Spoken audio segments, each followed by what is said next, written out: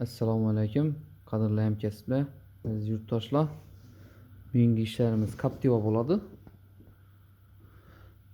3lik motor, 1-silindr bilan 5-silindr propusklar turibdi bunda. Mashin probeg ko'p yurmagan deb turibdi. Keyin bilsak, o'zimiz uchun tekshirib oladigan bo'lsak, mashin 142 ming yurgan ekan, lekin o'zida esa probeg bundan ko'p yurmagan.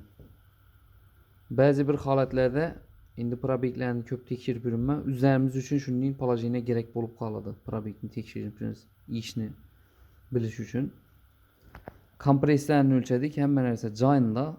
Xullas, katuchkalarni undan almashab ko'rdik. Uni ustalar yaxshi biladi. Hamma aytiljaga ishlatildi. Keyin qarasak, har doimgidek motor tester bilan tekshirib ko'radigan bo'lsak, 1-silindr, 2-silindr, 3-silindr, 4-silindr va 5-silindr. Keyin oxirgisi 6-silindr bo'ladi. Keyin ham qaytadan 1-silindr, 2-silindr, 3, 4, 5, 6. Keyin ham 1-silindr keladi. Ko'rib turganlaringizdek, 1-silindr pastga qarab ketgan, cho'zilgan. Bular sal normalniroq. Yana 5-silindr yana pastga cho'zilgan. Bağlar joyida. Bu pastga cho'zilgan bo'lsa, ko'pincha so'ruvchi klapanida ishkal bo'ladi. Tepaga cho'zilgan bo'lsa, chiquvchi klapanida bo'ladi ishkal. Lekin kompress normalni ko'rsatib turibdi. Mashin tagiz duradi.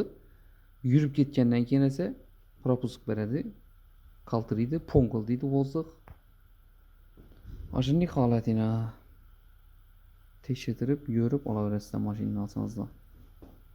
Ya bo'lmasa ishning aybi bo'lsa mashinani xullas aytishi kerak sotgan odam. Shunda halol hisoblanadi. 1-2 so'm qaytib berib, shu ayblarni aytsa, baribir uni ertang bugun bola chaqasini yediradi. O'g'irlik baribir 40 yildan keyin ham kelib chiqadi deganlari to'g'ri shuna. Probegga qaraydigan bo'lsak, shu 142 ming. Buni yarasini qaytargan bo'lsalar ham zarar yo'q. Sog' salomat bo'lasizlar. Hammaning ishini omad, rivoj.